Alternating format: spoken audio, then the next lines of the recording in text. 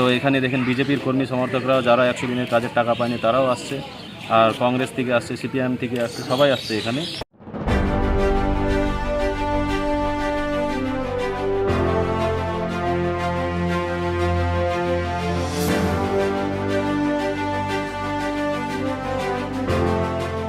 অভিষেক বন্দ্যোপাধ্যায়ের নির্দেশের পর কালচিনি ব্লকের সকল গ্রাম পঞ্চায়েতের বিভিন্ন এলাকা থেকে 100 দিনের কাজ সহ নানা বিষয় নিয়ে কেন্দ্রীয় বঞ্চনায় প্রধানমন্ত্রী এবং কেন্দ্রীয় পঞ্চায়েত মন্ত্রীকে উদ্দেশ্য করে চিঠি লেখার কাজ শুরু হয়েছে। তবে এই চিঠিতে যে শুধুমাত্র তৃণমূল কর্মী সমর্থকরাই আছেন তা নয়, বিজেপি, কংগ্রেস এবং সিপিএম এর কর্মী সমর্থকরা যারা 100 দিনের কাজের টাকা পাননি তারাও নাকি এগিয়ে এসে চিঠিতে সই করছেন, এমনটাই দাবি আইএনটিটিইউসির আলিপুরদুয়ার জেলা সম্পাদক আনন্দ চন্দ্রের। তিনি বলেন, বুধবার কালচিনি ব্লকের হাসিমারা সহ বিভিন্ন এলাকায় শিবির করে কেন্দ্রীয় বঞ্চনা নিয়ে চিঠি লেখার কাজ শুরু হয়েছে। সেখানে লক্ষ্য করা গেল উলটপুরাণ।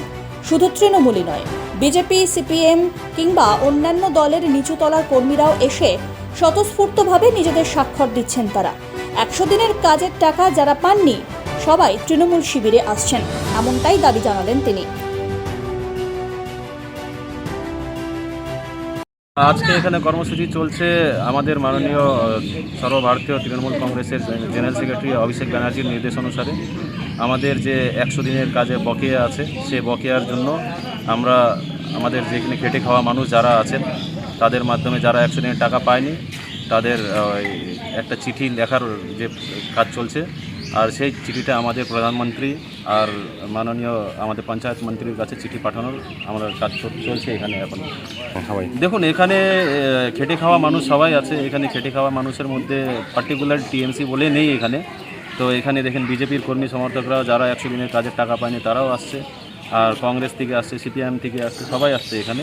তো এই শিবিরের মাধ্যমে আমরা পার্টিকুলারলি তৃণমূলের যারা কর্মী আছে তাদের জন্য আমরা কাজ করছি না, সবার জন্য যারা 100 দিনের টাকা বকেয়া আছে তাদের জন্য আমরা কাজ করছি শিবিরে। দেখুন, সব পার্টির লোকগুলোই আছে, যারা 100 দিনের কাজ পায়নি তারা আছে সবাই এখানে, মানে যারা টাকা পায়নি সবাই আসছে। সবাই আসছে। আমি এটাও বলতে চাই, দেখুন আজকে 100 দিনের কাজ বা আবাস যোজনার কাজ সেন্ট্রাল গভর্নমেন্ট যেভাবে আটকে রেখেছে, আজকে খেটে আমি বা আপনি বা যারা হাই প্রোফাইল লোক আছে তারা তো এখানে আসবেন না। যারা খেটে খাওয়া মানুষ আছে তারাই ন্যাচারালি এখানে আসছেন। তো সেন্ট্রাল গভর্নমেন্ট যে রকমের কাজ আজকে করেছে, এই লোকগুলোর টাকাগুলো আটকে রেখেছে, এটা সত্যিকারের ঠিক জিনিস না।